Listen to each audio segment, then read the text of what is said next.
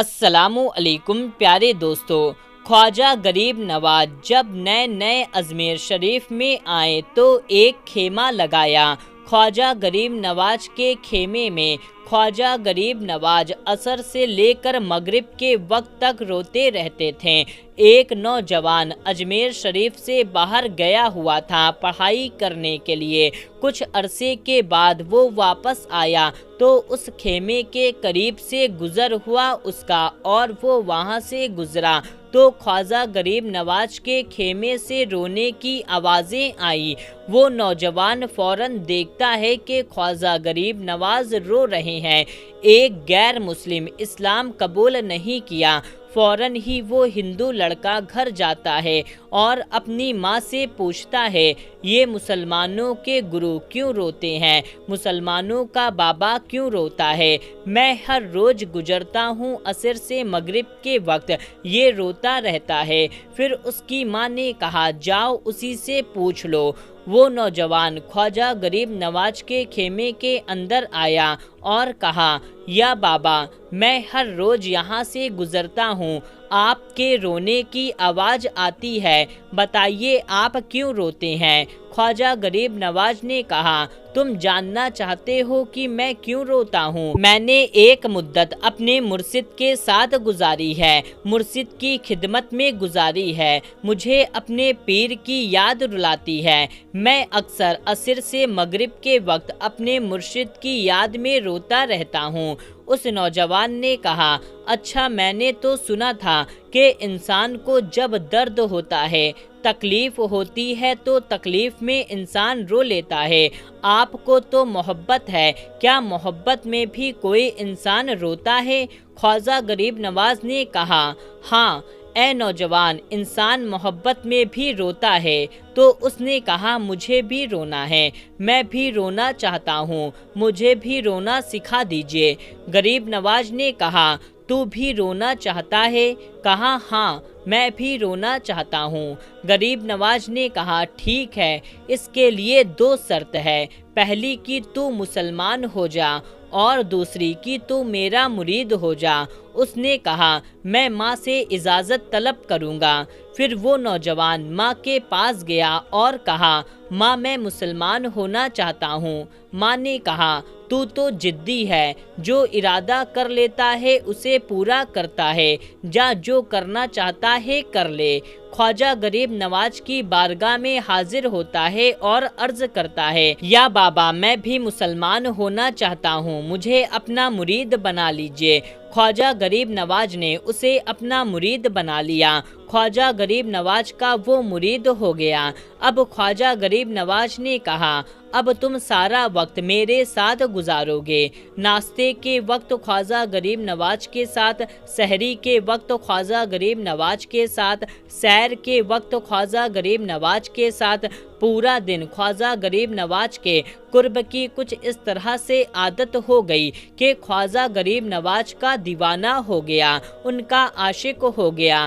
کچھ عرصہ گزرا کہ خواجہ غریب نواز نے فرمایا، اب تیرے لیے 3 دن کی چھٹیاں ہیں، 3 دن کے لیے چلا جا۔ اس نے کہا، کوئی مسئلہ نہیں ہے، ٹھیک ہے، میں 3 دن کے لیے چلا جاتا ہوں۔ خواجہ غریب نواز نے کہا، 3 دن تک مجھ سے ملاقات نہیں کر سکتا۔ اس نے کہا، ٹھیک ہے، نہیں ملوں گا۔ وہ گھر چلا گیا۔ پہلے دن جب وہ گھر گیا، جو نوجوان تھا جو 3 روٹیاں کھایا کرتا تھا، آج ایک لقمہ بھی نہیں کھا پا رہا تھا۔ اسے کچھ ہو گیا تھا۔ وہ کہہ رہا تھا کہ مجھے اکیلا سا محسوس ہو رہا ہے، کچھ میرے دل میں کمی محسوس ہو رہی ہے۔ یوں وقت گزرتا گیا۔ اب رات کا وقت آیا، آنکھ نہ لگی، سو نہیں پایا اور گھر کی چھت پر چلا گیا۔ ماں نے دیکھا، بیٹا چھت پر کیوں چلا گیا؟ ماں چھت پر جاتی ہے اور پوچھتی ہے، کیا ہوا ہے؟ وہ کہتا ہے پتہ نہیں ماں، میں تو فوراً سو جاتا تھا، لیکن آج مجھے نیند نہیں آ رہی، آج کھانا بھی نہیں کھایا، ماں تو چلی جا۔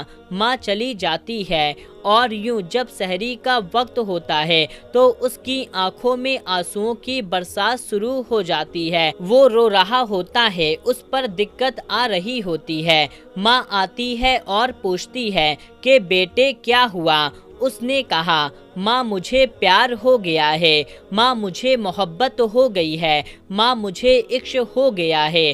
تو جا غریب نواز کے پاس اور ان سے کہنا اب مجھے وہ بلا لیں، اب مجھ سے جدائی برداشت نہیں ہوتی، اب مرشد کی جدائی برداشت نہیں ہوتی۔ ماں فوراً خواجہ غریب نواز کی بارگاہ میں حاضر ہوتی ہے اور کہتی ہے اے مسلمان کے بابا، تم نے میرے بیٹے کو کیا دیا ہے؟ تمہارا تعلق سمجھ میں نہیں آتا، تمہارا رشتہ سمجھ میں نہیں آتا، لیکن وہ روتا رہتا ہے، اسے واپس بلا لو۔ تو خواجہ غریب نواز نے کہا نہیں نہیں، ابھی وقت نہیں ہوا ہے، میں اپنی زبان میں کہتا ہوں، ابھی تو ابتدائی عشق ہے، روتا ہے کیا؟ آگے آگے دیکھ ہوتا ہے کیا؟ تیری خواہش تھی، تیری تمنا تھی، محبت میں رونے کی عادت ہو جائے، ابھی تو ابتدا ہے۔ ماں کو واپس بھیج دیا اور کہا واپس چلی جا، اس سے کہہ دینا ابھی اجازت نہیں ہے، وہ وہاں سے ابھی واپس نہ آئے۔ ماں جاتی ہے اور بیٹے کو بتاتی ہے اے میرے بیٹے، وہ اجازت نہیں دے رہے ہیں۔ بیٹے نے کہا ماں سن لے، اب اگر نہیں بلایا تو میں مر جاؤں گا، یہ محبت مجھے مار ڈالے گی۔ ماں اگر مجھے زندہ دیکھنا چاہتی ہے تو میرے مرشد کو راضی کر لے، میرے مرید کو بتا دے اب یہ جدائی برداشت نہیں ہو سکتی۔ ماں فوراً غریب نواز کی بارگاہ میں حاضر ہوتی ہے اور کہتی ہے اے غریب نواز کرم فرمائیے، مجھ ماں کی تمنا ہے کہ ماں کی آرزو ہے وہ مر جائے گا۔ خواجہ غریب نواز نے کہا کہ ماں کی تمنا ہے، تیری بات مانتا ہوں، جا اسے واپس بھیج دے۔ وہ فوراً بھاگتا ہوا خواجہ غریب نواز کی بارگاہ میں حاضر ہوا۔ اس وقت خواجہ غریب نواز اپنے مریدوں کو دست دے رہے تھے، ایک مجمع لگا ہوا تھا۔ وہ فوراً غریب نواز کے دروازے پر کھڑا ہو جاتا ہے اور مرید یہ منظر دیکھ رہے تھے۔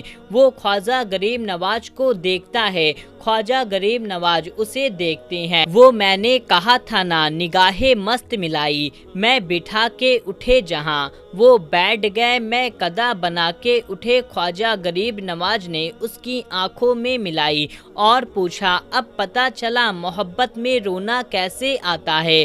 اس نے کہا اے غریب نواز کرم فرمائیے۔ فوراً غریب نواز کو پکارتا ہوا غریب نواز کے قدموں میں آ کر گرا اور لپٹ گیا۔ اب مریدین اس منظر کو دیکھ رہے تھے اور وہ حیران ہو رہے تھے۔ صرف وہ مرید ہی نہیں رو رہا تھا، سارے مرید رو رہے تھے، اس پیار کے رشتے کو دیکھ رہے تھے۔ پھر ایک عجیب و غریب منظر خواجہ غریب نواز نے کہا آج رات تو نے کھانا نہیں کھایا تھا؟ اس نے کہا نہیں، میں نے کھانا نہیں کھایا۔ تو خواجہ غریب نواز نے فرمایا کہ میں نے بھی کھانا نہیں کھایا۔ خواجہ غریب نواز نے کہا آج تجھے نیند نہیں آئی اور مجھے بھی نیند نہیں آئی۔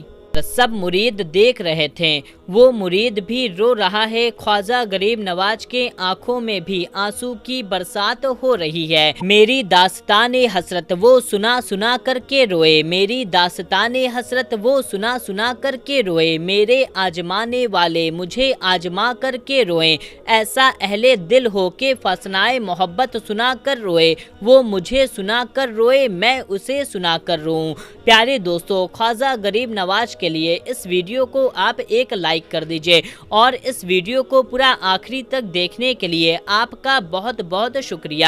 دوستو، آپ اس چینل کو ضرور سے سبسکرائب کر لیں۔ ملتے ہیں تب تک کے لیے، اللہ حافظ۔